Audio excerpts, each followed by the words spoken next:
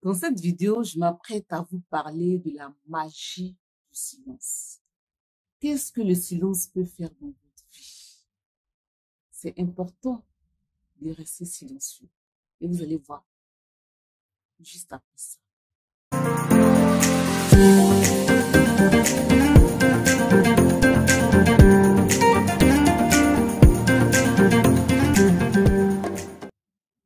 Bonjour à tous, si vous êtes nouveau sur ma chaîne, sachez que vous êtes au bon endroit. Vous êtes sur la chaîne YouTube Bébé Palestine, les habitudes de la vie. Je me présente, Agnès Chichi Akafou, la fondatrice de cette chaîne.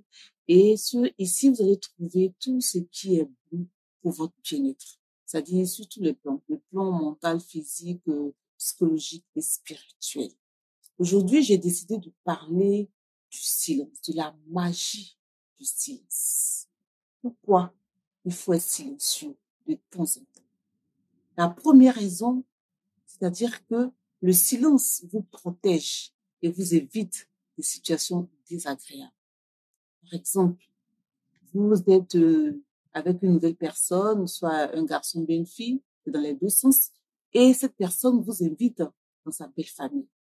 Mais tellement vous parlez, tellement vous bavardez, que il vous arrive de dire, par exemple, à vos parents, vos précédentes relations, pourquoi vous les avez quittés, que ça n'a pas marché. Et donc, ces personnes-là vous cernent. Elles savent tout de suite qui vous êtes. Et si vous n'avez pas de chance que ces personnes en apprécient pas ce que vous avez dit, par exemple, elles vont carrément dire à leur fils ou à leur fille de s'éloigner de vous. Ce qui ne va pas arranger votre relation. Donc, ça, c'était la première raison pour laquelle il faut garder le silence dans certaines situations. Deuxième chose, c'est que le silence vous donne de l'énergie. Lorsque vous êtes silencieux, quel que soit l'endroit où vous êtes, pas forcément être silencieux pour être silencieux, mais il faut savoir qu'il faut dire les choses quand il faut. Il s'agit pas d'être aussi silencieux comme ça tout le temps à ne rien dire. Ça aussi, c'est une faiblesse. Mais il faut savoir parler. Il faut savoir dire les choses quand il le faut et comme il le faut. Donc, le silence vous donne de l'énergie parce que vous réfléchissez avant de parler. C'est-à-dire, vous ne débitez pas des paroles comme ça parce que c'est une dépense d'énergie que de parler tout le temps, d'être aussi compulsif, de ne pas se maîtriser. Donc, en faisant cela, vous vous donnez de l'énergie. Et la troisième raison qui découle de cette raison, c'est que le silence permet d'améliorer votre santé. Parce que souvent des personnes même qui sont hyper tendues, on leur dit de ne pas trop bavarder, de ne pas trop crier dans tous les sens et tout ça. Le silence, dans ce sens, va permettre d'améliorer votre santé. La quatrième raison, c'est que le silence vous rend mystérieux. Lorsque vous êtes, par exemple, dans une salle, lorsque vous êtes au boulot, vous arrivez nouvellement dans un lieu de travail, dans une entreprise, on va dire, que vous partez, vous faites votre travail, vous dites ce qu'il y a à dire pendant les réunions. Vous interagissez quand même sur votre domaine de compétences et que vous ne dépassez pas les limites, vous devenez une personne mystérieuse. Les collaborateurs, les collègues vont chercher à vous approcher pour savoir qui vous êtes, à quoi vous pensez. Donc, ça fait de vous une personne admirée même parce que vous vous maîtrisez. Vous ne dites pas les choses qui vont dans tous les sens. Les gens, vous êtes arrivé nouvellement dans ce lieu de travail, par exemple, vous ne dites pas pourquoi vous êtes quitté dans tel lieu, d'où vous venez, qui vous êtes, quelles sont vos richesses. En général, ça n'intéresse pas les gens. Mais lorsque vous parlez de ces choses-là, tout de suite, vous êtes catégorisé. Les gens vous classent, comme on dit, en difficile. Donc, c'est important parce que le silence va faire de vous une personne mystérieuse que les gens vont respecter. Quatrième raison de garder le silence, c'est que le silence fait de vous une personne qui a de l'écoute. Qui n'aimerait pas qu'on l'écoute lorsqu'il parle? Et lorsque les personnes viennent vers vous, que vous prenez, ça veut dire que vous ne parlez pas, elles disent un mot, vous dites au moins 10 mots, que vous prenez le temps d'être silencieux, de les écouter, vous allez voir que, immédiatement, vous allez vous faire des amis. Parce que, en général, ces personnes-là, même qui ont des problèmes, qui viennent vers vous, elles veulent juste parler pour se libérer. Elles n'ont pas besoin de jugement. Même si à la fin, vous devez dire votre mot, mais au départ, elles ont besoin d'entendre, d'être écoutées, pardon. C'est-à-dire, elles ont besoin que vous entendiez ce qu'elles ont à dire avant de donner des conseils, avant de les juger. Et en faisant cela, le silence fait de vous une personne que les autres vont facilement accepter. Sixième raison de garder le silence, c'est que le silence va faire que vous allez être très créatif. Oui, parce que si vous avez remarqué, c'est dans le silence seulement que vous pouvez vraiment donner le meilleur pour vous-même. C'est pas en bavardant avec les autres à longueur de journée. C'est lorsque vous vous retirez, soit quelque part dans un bureau seul, soit chez vous à la maison, même lorsque vous êtes en famille, que les enfants sont là, vous jouez avec les enfants, mais après, le soir, vous mettez dans un endroit de la maison pour vraiment travailler sur vos projets. Oui, le silence fait de vous une personne très créative. C'est vraiment important de le faire. Parce que imaginez que si vous passez tout votre temps à discuter avec les autres, quel temps vous avez pour consacrer à vos projets personnels? Il n'y en a pratiquement pas.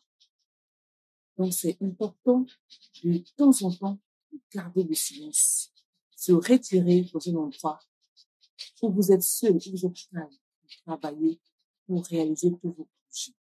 Voilà. Pour les mettre sur papier et après, se donner les moyens de les réaliser. Raison d'être silencieux et qui va créer autour de vous une magie, c'est que quand vous êtes silencieux, vous étudiez mieux les autres. C'est-à-dire que vous voyez un peu les qualités et les défauts des autres immédiatement, sans qu'ils ne s'en rendent compte des vôtres. Par exemple, lorsque je prenais tout à l'heure le cas d'une réunion, ou bien au travail, vous voyez des personnes qui n'arrêtent pas de parler. Tout de suite, quand vous êtes dans un endroit nouveau comme ça, vous savez déjà qui est qui et qui fait quoi. Simplement parce que les gens n'arrêtent pas de parler, de dire des choses qui n'ont même pas de fois de sens, qui vont dans tous les sens, on va dire. Donc, être silencieux va vous permettre de mieux appréhender les autres, de les étudier et de savoir comment il faut agir avec eux, vu ce qu'ils auront dit.